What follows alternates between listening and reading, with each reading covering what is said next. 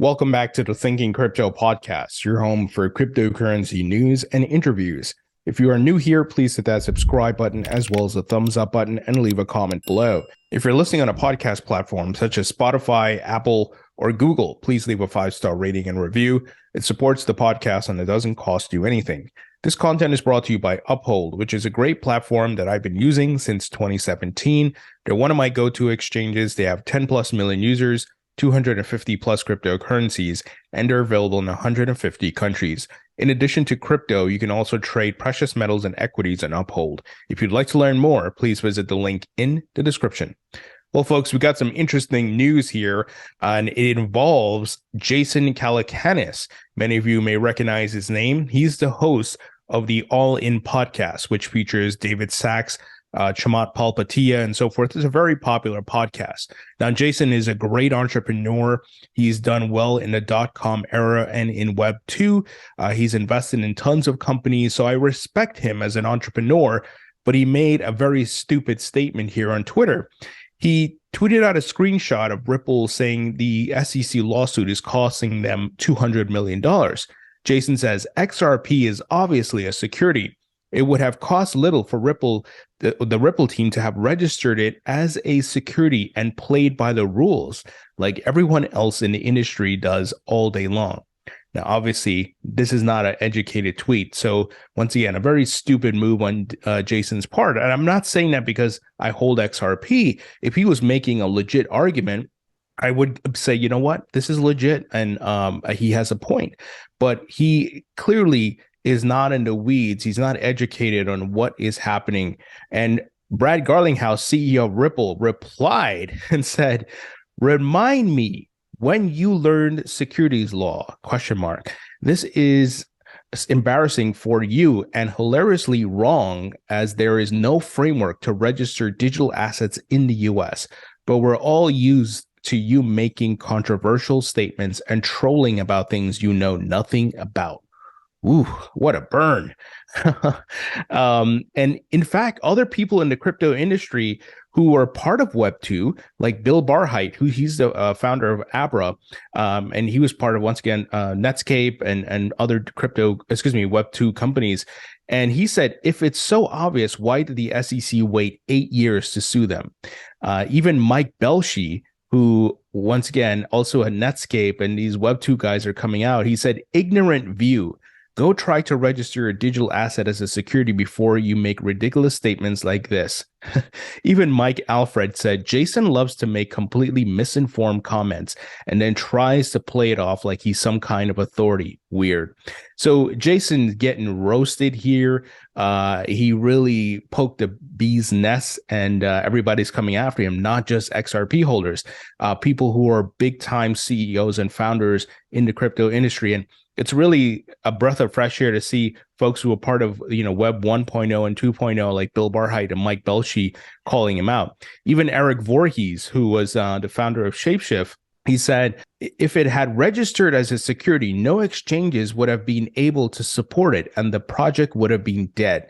There is not a single crypto asset which A, registered as a security, and B, found any adoption /use/success whatsoever. Absolutely. So Jason, completely uneducated about this. I don't know what caused him to do this, but one thing I've noticed, he is still in the Web 2 space. He hasn't moved on to Web 3, which involves crypto and blockchain. So I think he's not educated about it. Once again, I respect the man as an entrepreneur. He's been hugely successful, and he's done some great things, and companies he's built and so forth, if you go research his background. But really uneducated take here, and he's getting it on Twitter. Now, he even retweeted Brad Garlinghouse and said, crypto bros are sensitive these days. So he retweeted Brad Garlinghouse's reply. But the ironic thing here is that Jason himself has replies turned off, so you can't publicly reply to his tweets. So who's the sensitive one? Who's the one that's scared? So Jason just making himself look like a fool here. Now, Ripple's Navin Gupta He was on CoinDesk this morning, and he talked about Ripple's plans to expand to Dubai. And he said in comparing the U.S. regulatory environment to the UAE, saying it's night and day. And we're seeing Coinbase CEO Brian Armstrong also saying similar or have similar sentiments. These companies are seeing the doors open to them overseas, and the U.S. right now is not going anywhere, which really sucks. Now, Eleanor Terrett of Fox Business highlighted some statements from Coinbase's chief legal officer regarding the importance of the outcome of the Ripple case. And here's a quote. And by the way, this is Paul Grewal, who I interviewed. He was sitting with attorney John Deaton, who's representing 75,000 plus XRP holders. So Paul said, "We are paying as much or more attention to the goings on in Judge Torres's court as anyone on earth, because we're very eager to see clarity finally brought to the marketplace, and the confusion that has been sown by the SEC, SEC's very expansive view of primary and secondary sales. We want to see that confusion addressed once and for all." So, as I've stated many times, this case is not just important for XRP, it's important for the entire crypto market. Every altcoin project out there is waiting for a victory by Ripple because the SEC is out of bounds here. They're not trying to protect investors. They're trying to stop these crypto startups, which are disrupting the status quo, disrupting the incumbents. And it sucks that a regulator is being used as a weapon by the incumbents. Right, it shows the corruption. This is why I've called Gary Gensler a scumbag, corrupt regulator. That's what we're dealing with here, and that's why we have to keep fighting. Now, speaking of scumbag regulator Gary Gensler, there's news here. SEC blasted on custody proposal by JPMorgan, crypto firms, and a fellow agency. The U.S. securities regulator recently proposed requiring investment advisors to keep customers' crypto assets with qualified custodians, and is now facing wide criticism for the potential future rule. So the securities regulator said the expanded requirement for how registered investment advisors keep customer assets should extend to pretty much everything the firms are in charge of. While the February proposal explicitly folded in cryptocurrency, it also included other assets in a move that drew loud objections from organizations that aren't always on the same side as the crypto industry, financial giant JPMorgan and Small Business Administration, the SBA, among them. It's interesting to have JPMorgan and the Small Business Administration, which is part of the government, to be criticizing the SEC along with the crypto industry. As the 2-month public comment period expired this week, the SBA argued the SEC drastically underestimates potential impacts from its proposal, according to a letter from senior SBA lawyers who said the cost of the sweeping changes could threaten smaller investment advisors and force them to merge with others or get out of the business. The proposed rule, which can't be finalized until the SEC has reviewed all these outside comments, said any assets entrusted to investment advisors need to be held with qualified custodians, which generally means a chartered bank or trust company, a broker-dealer registered with the SEC or Futures Commission, merchant registered with the CFTC. SEC Chair Gary Gensler, who said the rule would help ensure that advisors don't inappropriately use, lose, or abuse investors' assets, was quick to point out that crypto platforms that now maintain custody of investors' assets don't fit in. Based upon how crypto platforms generally operate, investment advisors cannot rely on them as qualified custodians, Gensler said, suggesting the rule would effectively sever the investment firms from the crypto industry. From Wall Street, executives at JPMorgan accused the SEC of taking an overly broad approach that would disrupt a significant portion of the operations in the financial markets, which have been well functioning for many years, according to their comment letter. Now, when this proposal came out, I remember sharing with you all that I don't think it's on its face, it's not bad. Like, I think it makes sense to have crypto assets, with qualified custodians. And we don't want to see a FTX Celsius situation happen again where people can't access their funds. Now, I believe in self-custody. I self-custody 90% of my crypto. I have some on exchanges, but the majority of my holdings are on hardware wallets. I have the private keys. But here, what the SEC has been doing in their continued shady activity is they'll stick in some things that don't make sense, right? And are too broad. Like, you have to make sure that you go through this thing with a fine-tooth comb to make sure that it's not overreaching or draconian, or it doesn't make sense. And I think that's why the industry and even JPMorgan and the SBA are coming out and saying, hey, this is too far reaching. From the crypto sector, investment firm A16Z said, we believe this proposed prohibition to be illegal, infeasible, and dangerous. The letter signed by several executives suggested investment advisors would find the rule most impossible to comply with because it largely failed to consider the logistics of how custody works for many crypto assets, the economics underpinning crypto asset markets, and even the basic statistics and other data that should inform a considered regulatory approach. So once again, Gary Gensler fails to meet the mark and trying to come in here with some BS stuff. Once again, the premise to this is not bad, but the details is where we find some friction. Now, due to the uncertainty in the regulatory area of crypto in the United States, we're seeing some companies are pulling back on crypto trading. So firms Jane Street Jump pull back crypto trading amid U.S. crackdown. Regulatory uncertainty has made the business more difficult. Scrutiny intensified in the wake of FTX Terra USD failures. So this is being reported by Bloomberg. So Jane Street Group and Jump Crypto, two of the world's top marketing firms, are pulling back from trading digital assets in the U.S. as regulators crack down on the industry. Jane Street is going even further by scaling back its crypto ambitions globally because regulatory uncertainty has made it difficult for the firm to operate the business in a way that meets internal standards, according to a person familiar with the matter.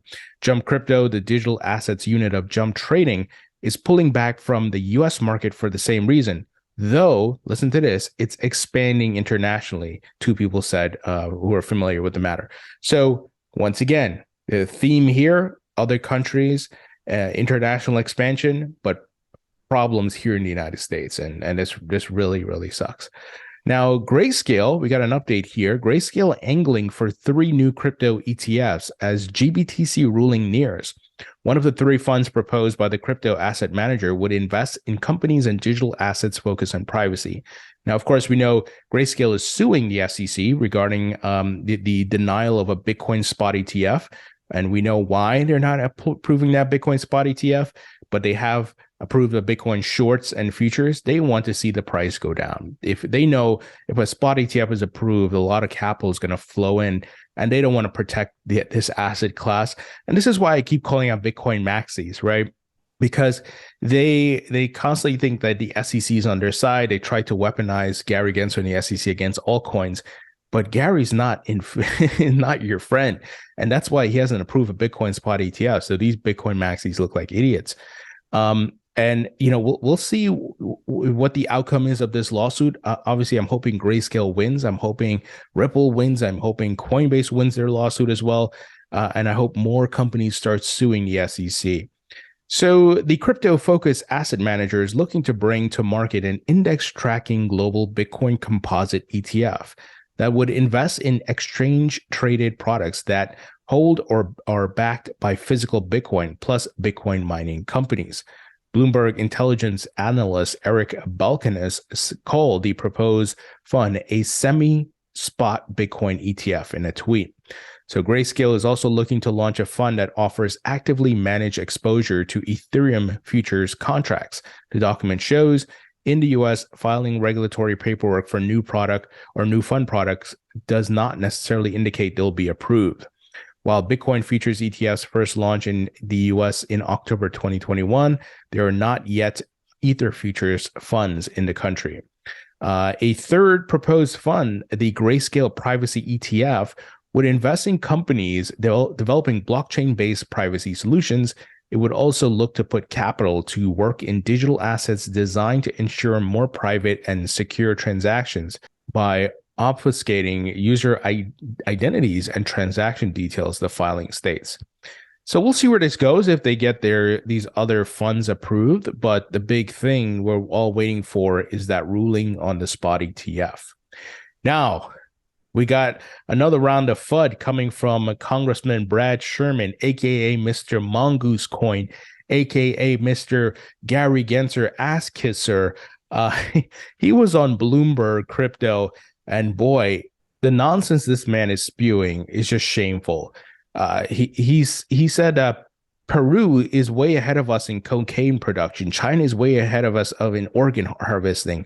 We don't need to keep up on these things, and we don't need to keep up on crypto.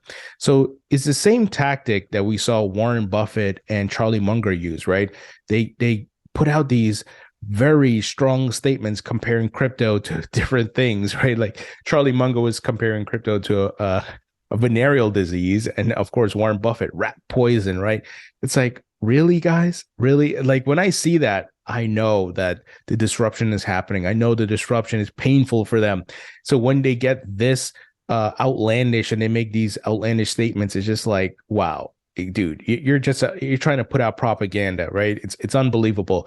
But we know crypto's going to win. Crypto's going to outlast this clown, Brad Sherman. But just so you know, he's out there and he's not giving up. This is why I keep telling you all, we got to fight. Contact your representatives, make content, retweet things, spread the facts and the information, because these guys are trying to put a narrative out there. This is really stupid what he's doing, but he's still trying, right? Final item here, guys. So Bob Ross, who is the founder or the co-creator of Sologenic and Coreum, well, he met with Brad Garlinghouse, CEO of Ripple, in Dubai, along with Navin Gupta, and he said they spoke about the Sologenic, and I'm sure they talked about Coreum as well. It's interesting here. Let's see what they come up with here, and excited for the future of these different blockchains. All right, folks, that's the news. Let me know what you think. Leave your thoughts and comments below. Hit the thumbs up button, share this video, and I'll talk to you all later.